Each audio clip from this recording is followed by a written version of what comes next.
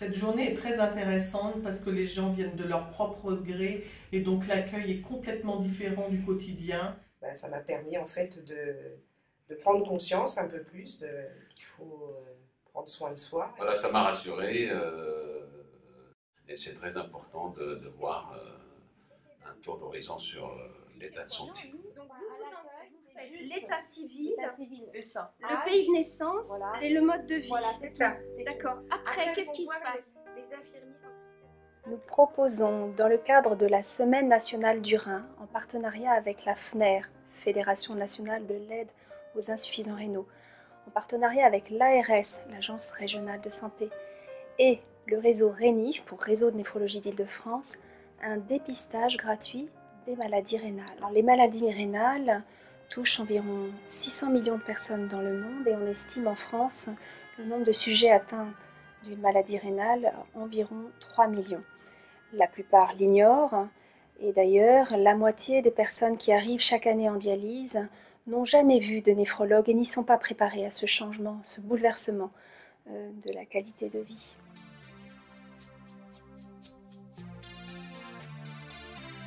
En cas de positivité, si par exemple on dépiste une hématurie, une protéinurie, alors là vous allez apprendre très très vite ce qu'est par exemple la maladie de Berger, mais on ne va pas faire l'examen ici.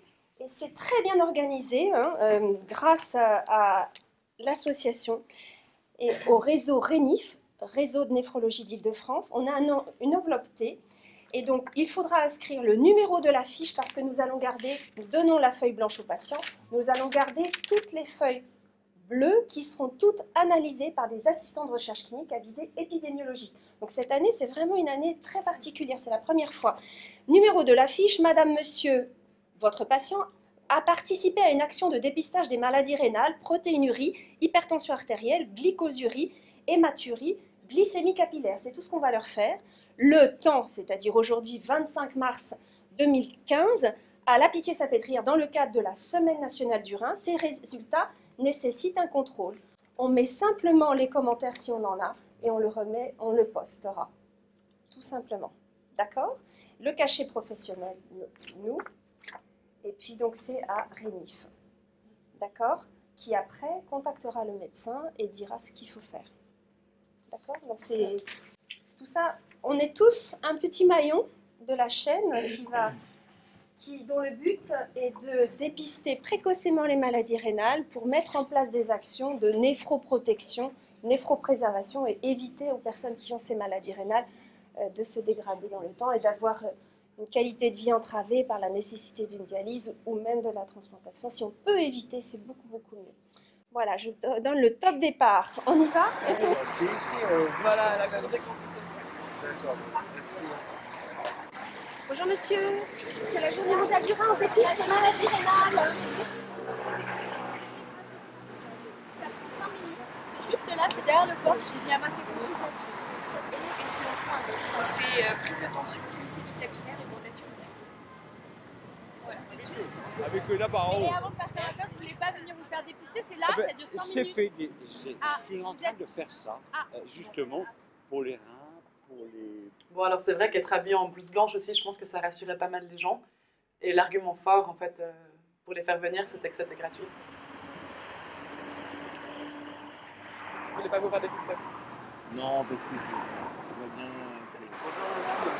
Je peux vous parler du dépistage à Donc pour les faire changer d'avis, parce que les gens parfois ils n'étaient pas du tout convaincus. Pour illustrer le côté muet de la maladie, on disait que ça pouvait ressembler au diabète et que quand il y avait des symptômes, ça voulait dire que la maladie était très évoluée et qu'il fallait pour le coup se faire dépister avant pour pouvoir prendre en charge plus facilement la maladie et pas attendre la fin, attendre l'insuffisance rénale, quoi. La maladie rénale, c'est un de nos slogans, touche un Français sur 20 et malheureusement, beaucoup ne le savent pas. En les dépistant précocement, en fait, on peut éviter la mise en dialyse ou en tout cas la retarder grandement de 10, 15, voire 20 ans. C'est pour ça qu'on essaye de dépister les personnes et notamment les personnes à risque. Je pense notamment aux personnes hypertendues et aux personnes diabétiques. L'ARS, en partenariat avec la FNER, organise une campagne de dépistage dans 58 hôpitaux d'Île-de-France. Cette campagne s'adresse à l'ensemble de la population, plus particulièrement quand même aux seniors, on va dire les gens de plus de 40 ans. Le dépistage se déroule de la manière suivante. Premièrement, une infirmière interroge le patient sur ses antécédents personnels et familiaux, et ensuite on mesure la tension artérielle, le poids, la taille, on prélève une goutte de sang au bout du doigt pour mesurer la glycémie capillaire, et enfin on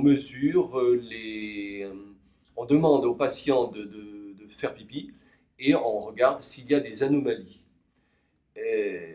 Dans un deuxième temps, la personne a un entretien avec un médecin spécialiste, en l'occurrence un néphrologue.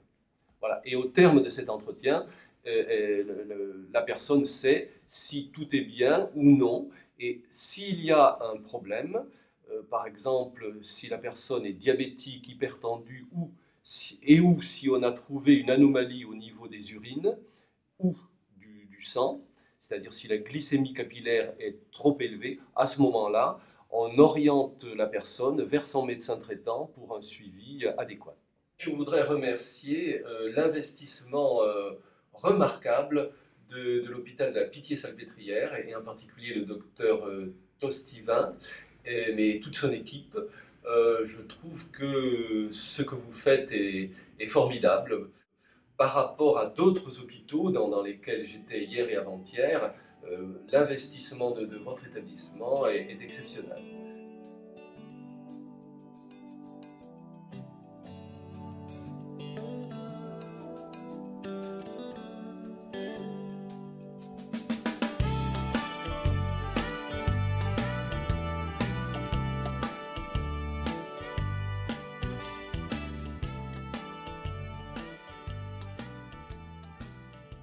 Nous cherchons à toujours mieux informer les familles et personnes intéressées par ce sujet, d'une part, et d'autre part, en faisant connaître notre association Recherche des dons au profit de la recherche. C'est ainsi qu'en 2014, nous avons donné environ 100 000 € aux chercheurs pour continuer et faire porter leurs efforts sur la recherche sur les maladies génétiques, notamment la polykystose rénale qui était le sujet 2014.